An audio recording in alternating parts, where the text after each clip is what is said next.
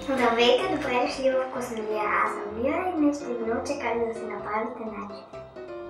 С салами, кашкавал и царевица. Царевицата, ако обичате или искате. Така. Също ще ви науча как да си направите и соса. Така. Първо сипваме саламите. Така. После бъркаме, за да има салами навсякъде. Начос е много бърза рецепта, която всяко дете може да направи. После слагаме царевица. Залепнало е. Така. И пак бъркаме. Но да има пак и навсякъде царевица.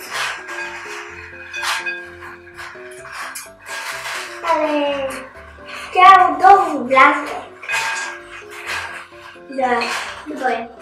Като разбъркваме, слагаме кашкавал, който е настърган. Но си запазете малко и за после. Запазете си съвсем малко за после, за да има кашкавал навсякъде. После накрая слагаме кашкавал, за да има навсякъде, както казах.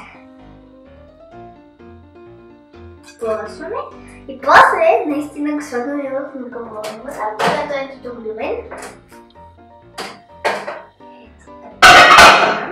На максимум е включена и сега и горе-долу 2 минути. Пускам. Ето начосът е готов.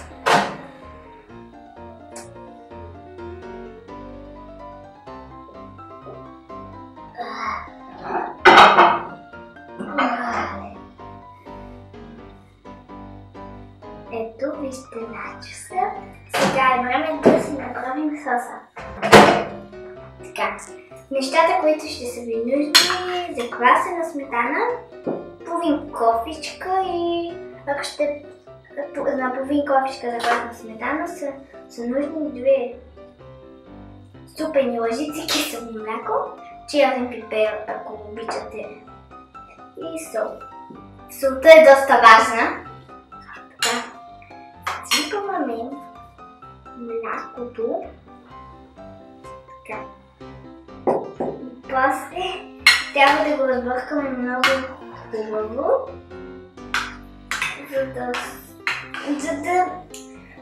ако някъде има само за квасена сметана, съсът няма да бъде много вкусен.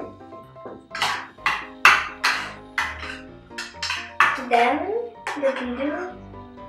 Не знам как да разбера дали е готов, но ще се постарая. Чувала съм, че трябва да се опитвате да е без бучки.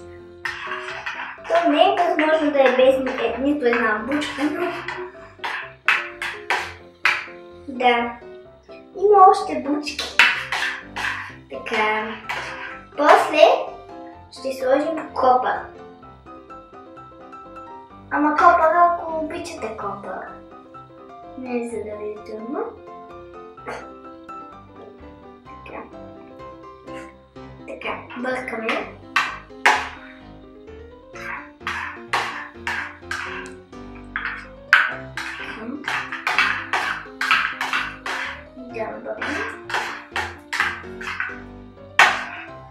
Добре. Сега сложим черния пипер. Пак бъркаме. Така. После слагаме малко сол. Така. Като сложим солта, пак бъркаме. И нашия сос е готов. Така.